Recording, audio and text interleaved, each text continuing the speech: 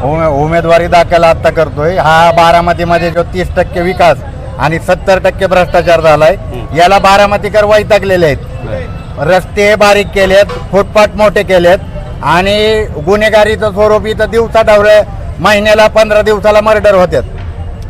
महार वतनाच्या, मातंग समाजाच्या, होलार समाजाच्या, ओबीसी समाजाच्या जमिनी पवारांनी लुटलेल्या आहेत आणि हा जो विकास जो तुम्हाला दिसतोय ही फक्त पवारांची जाहिरात आहे।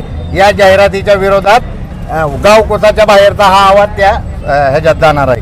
म्हणजे मी जर मला जर बारामतीकरांनी साथ सहयोग दिला, मला जर नगराध्यक्ष केलं, तर मी बारामती शहरातील नगर परिषदेमध्ये प्रत्येक कुटुंबाला मागेल त्याला 1 BHK देणार आहे।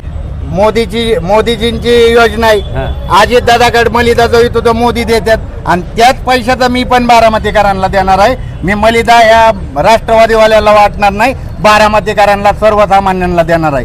अजित दादा तुम्हाला महिन्यातून 2,000 रुपये देईल, मी वर्षाला कुटुंबाला 10,000 रुपये देणार आहे, या नगर परिषदेच्या बजेटमधून देणार आहे। तुम्हाला देता येतात लाडक्या बहिणीला, तर मला लाडक्या कुटुंबाला देता येतात। मी माझ्या बापाने संविधान लिहिलंय आणि या लेखाने वाचलेलं आहे, त्याच्यामुळे त्या संविधानाची अंमलबजावणी याच नगर परिषदेमधून सुरुवात करणार आहे। आणि मोदी सरकारने जी जातनिहाय जनगणना मंजूर केली, ती जनगणना या देशात सगळ्यात पहिली या बारामती नगर परिषदेमध्ये मी नगराध्यक्ष होऊन करणार आहे। ओबीसी नेते लक्ष्मण हाके आपल्या उमेदवारी दाखल करताना आता हजर राहणार आहेत, त्यामागचं काय गणित काय? अरे दोघं बी आरोपी आहे, आमच्या दोघांवर बी गुन्हा दाखल केलाय। आमच्या जमिनी लुटल्यात, आमचा हक्क अधिकार तुम्ही हिरावून घेतलेत, खोटा ओबीसीचा दाखला काढून तुम्ही सरपंच पद घेतलंय आमचं पिंपळीचं।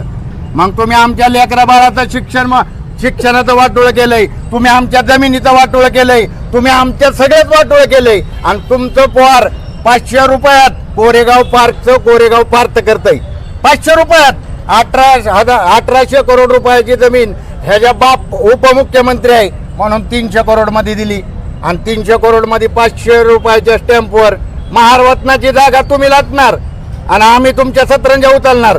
कालच आमच्या त्या जे हे झालेलं आहे मुलाखतीत अजित दादा विचारतोय जमीन किती आहे, तुला पाहिजे होय जमीन, ती तू राहिलेली बी ती तू ये, तू आता ये ना तुझ्या। माझं तर म्हणणं होतं अजित दादांनी त्यांच्या पोराला उभा करायचं होतं, मग बाबासाहेबाचा पोर आणि अजित पवाराचा पोर ह्यांचा मुकाबला झाला तर मग अख्ख्या देशाला आणि महाराष्ट्राला कळाला।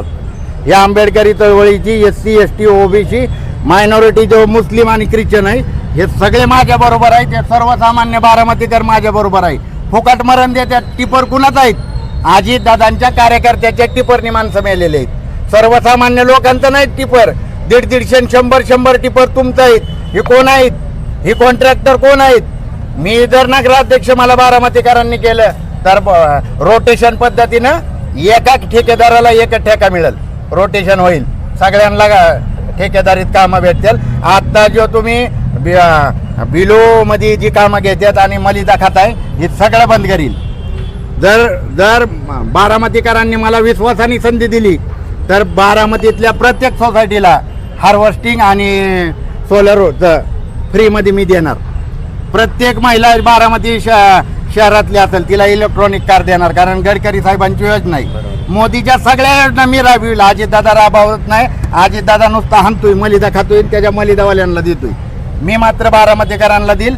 मला काही नातेवाईक नाहीत की ह्याच्या नावावर करील आणि त्याच्या नावावर एकटा आहे, एकटा दादाला कापी आहे। एकंदरीतच बारामती नगराध्यक्ष पदाची निवडणूक ही मोठी चुरशीची होणार असं दिसतंय। पुरंदर रिपोर्टरसाठी मी विजय लकडे, बारामती।